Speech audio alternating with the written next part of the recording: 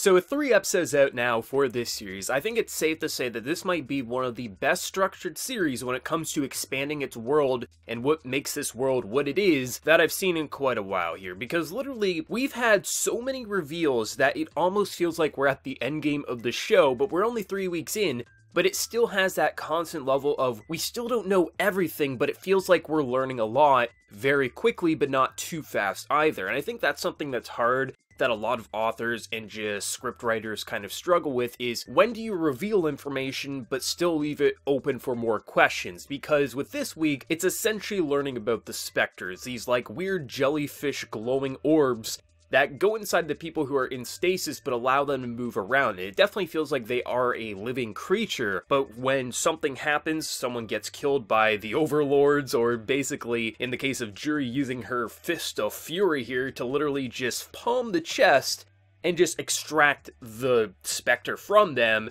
it then seems to go into someone else who is currently in stasis and wakes them up. And the fact that Juri did it to 3 people leads me to believe that 2 other people might have been awoken this episode, but we still don't understand everything that's going on, but it still leaves us like, okay, we're not left in the dark, we're not here having to theory craft for 6 weeks to try to understand, okay, what are these like weird glowing creatures? Are they like part of the same species as this giant beast?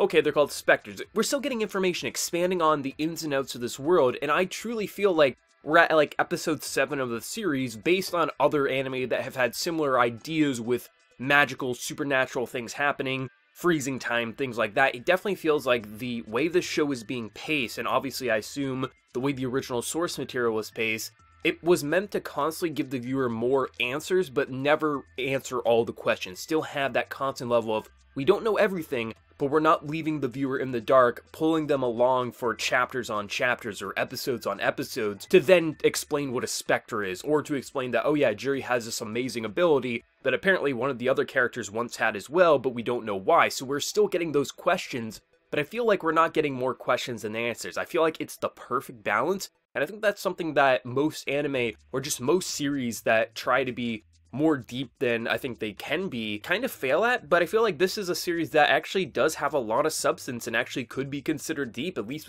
with what we've seen. Like, it's not perfect. Like, there are moments in this episode that I felt like were a little off-putting, especially when that kid awoke and he started acting like a kid and there was that comedic stuff. I felt like that was out of place, but for the most part, this episode was just very fun. It was thought-provoking at times because it made me start thinking a bit more about like, okay, so we know that there are these creatures that won't let anyone kill anyone. If you try to stab them, you're going to get killed yourself. So that's why I'm not worried for Juri again, about to get her throat literally slashed. We know she's going to be saved by these like overlord creatures, but still it gives you this constant level of, I want to know more about this aspect, but they did answer this other thing, so I'm not left with 100 questions by the time. It definitely doesn't feel like each episode we get another 10 questions. Like, maybe we do, but we've already answered another 5, so it never feels like there's this, it just doesn't feel like we're constantly left like, there's just too much to keep track of, I just need to look at the wiki to follow this. No, I think it's very easy to follow along, but there definitely is a lot of substance to the show, and I think that's a really interesting balance, and I think it's why this currently is my hidden gem of the season, and I could definitely see it continuing to be my hidden gem